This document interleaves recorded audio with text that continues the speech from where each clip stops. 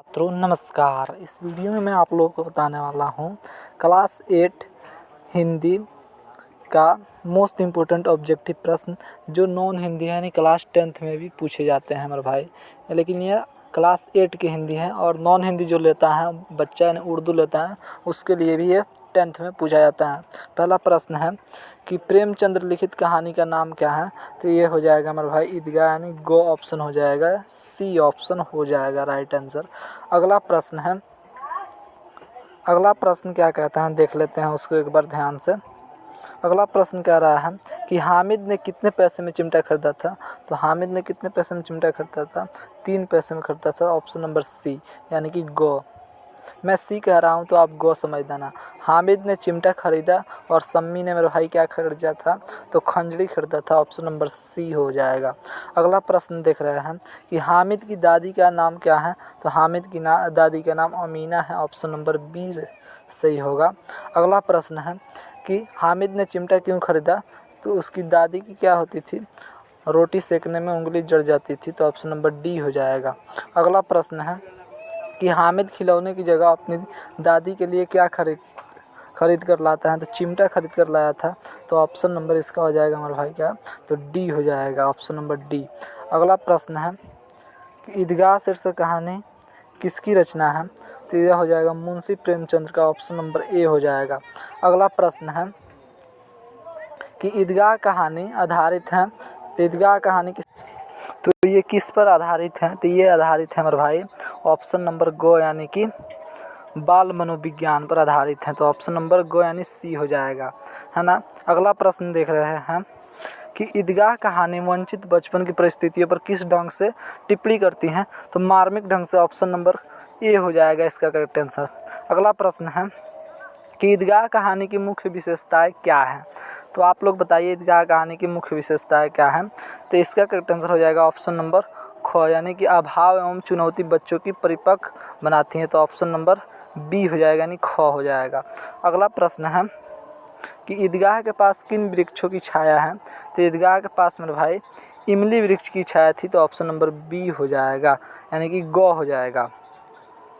अगला प्रश्न है कि महमूद के पास कितने पैसे हैं। तो महमूद के पास मेरे भाई 12 पैसे हैं, तो ऑप्शन नंबर सी हो जाएगा यानी गो हो जाएगा।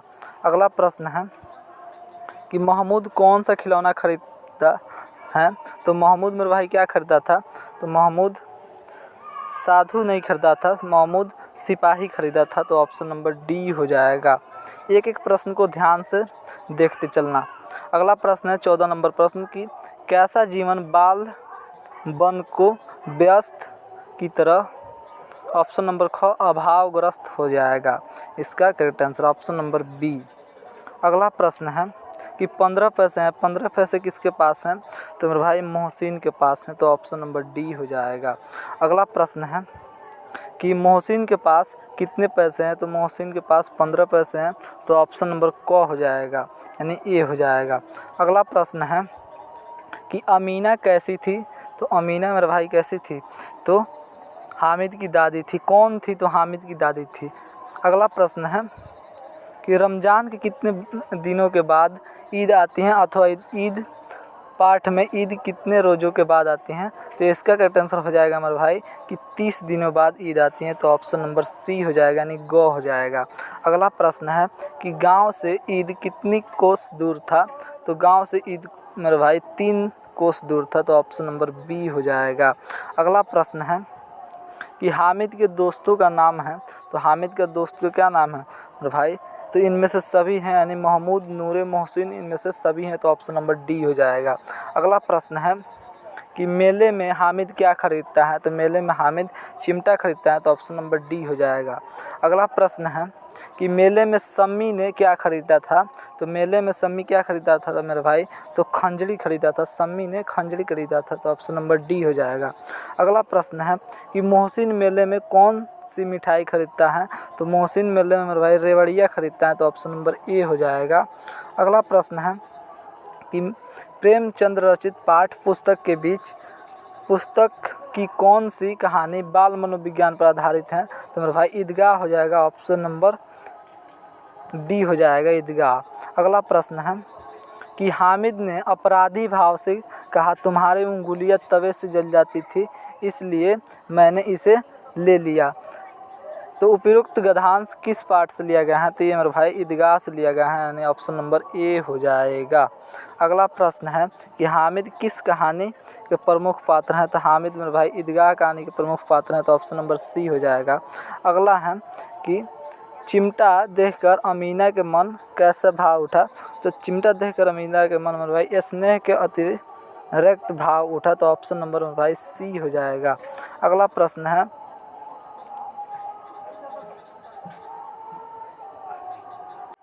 अगला प्रश्न बाल गोविंद भगत के चैप्टर से लिया गया है, यानी चैप्टर 4 से लिया गया है। तो देख लेते हैं इसको भी कि बाल गोविंद भगत अपने खेत की पैदावारी भेंट के रूप में कहाँ दे आते थे? तो ये कबीर पंथी मठ में दे जाते थे, तो ऑप्शन नंबर ए हो जाएगा, यानी क हो जाएगा। अगला प्रश्न है कि बाल गोविंद भगत की प्रभात यह कार्तिक से शुरू होकर किस महीने तक चलती थी? तो फागुन तक, ऑप्शन नंबर डी हो जाएगा। इतना आसान सवाल है, लेकिन ये सब इम्पोर्टेंट है। बाल गोविंद भगत ने अपने मेरे हुए बेटे को किस पर लटा कर रखा था?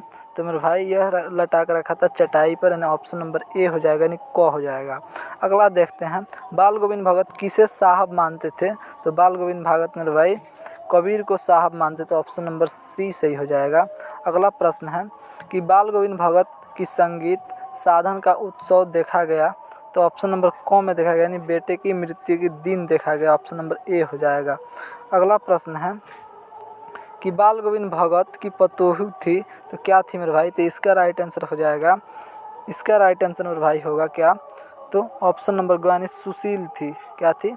सुशील थी। अगला प्रश्न है कि अपने बेटे के मरने के बाद बाल गोविंद भगत क्या थे? तो रोने लगे या बेहोश हो गए या फिर गाने लगे या फिर सर पीटने लगे? तो इसका राइट आंसर हो जाएगा मेरे भाई गाने लगे, यानी ऑप्शन नंबर सी हो जाएगा। अगला प्रश्न है कि बाल गोविंद भगत के कितने बेटे हैं? तो बाल गोविंद भगत के मेरे भाई एक बेटे थे मात्र, तो ऑप्शन नंबर ए हो जाएगा। अगला प्रश्न है कि बाल गोविंद भगत का बेटा क्या था? तो बुद्धिमान था या सुस्त था या मोटा था या दुबला पतला था? तो इसका ख हो जाएगा, यानी कि बी सुस्त था। अगला प्रश्न है कि बाल गोविंद भगत किसकी रचना है? तो मेरे भाई राम वृक्ष बेनीपुरी, ऑप्शन नंबर ए हो जाएगा, ऑप्शन नंबर ए हो जाएगा। अगला प्रश्न है बाल गोविंद भगत पेशे से क्या है? तो बाल गोविंद भगत मेरे भाई पेशे से गृहस्थ है, यानी किसान है, तो ऑप्शन नंबर सी हो जाएगा। अगला प्रश्न है कि बाल गोविंद भगत गद्य की कौन सी विद्या है? तो मेरे भाई यह क्या है गद्य की? तो ऑप्शन नंबर ग, यानी रेखा चित्र है, ऑप्शन नंबर डी हो जाएगा। अगला प्रश्न है बाल गोविंद भगत कबीर को क्या मानते थे? तो बाल गोविंद भगत मेरे भाई कबीर को साहब मानते, तो ऑप्शन नंबर सी सही हो जाएगा। अगला प्रश्न है कि बाल गोविंद भगत की उम्र क्या थी? तो बाल गोविंद भगत के मेरे भाई 60 से ऊपर होते हैं, तो ऑप्शन नंबर सी हो जाएगा। अगला प्रश्न है कि बाल गोविंद भगत कबीर को साहब क्यों मानते थे मेरे भाई? तो ऑप्शन नंबर सी, यानी कि कबीर के आदर्श पर चलते थे, हो जाएगा, ऑप्शन नंबर सी का राइट आंसर होगा मेरे भाई। अगला प्रश्न है यानी 16 नंबर प्रश्न है कि बाल गोविंद भगत कहाँ आसन जमा बैठते थे? तो इसका करेक्ट आंसर क्या होगा? इसका करेक्ट आंसर हो जाएगा ऑप्शन नंबर ग, यानी घर के आंगन में, ऑप्शन नंबर सी हो जाएगा। अगला प्रश्न है कि गोदी में पियवा चमक उठे सखिया चिहुक उठना गाते थे, कौन गाते थे? तो मेरे भाई बाल गोविंद भगत, यानी ऑप्शन नंबर डी हो जाएगा। अगला प्रश्न है मेरे भाई क्या? अगला प्रश्न कह रहा है कि पावस की फुहारा पर किसके सितार बज उठते हैं? तो इसका करेक्ट आंसर हो जाएगा मेरे भाई क्या? योगी के, यानी ऑप्शन नंबर ए।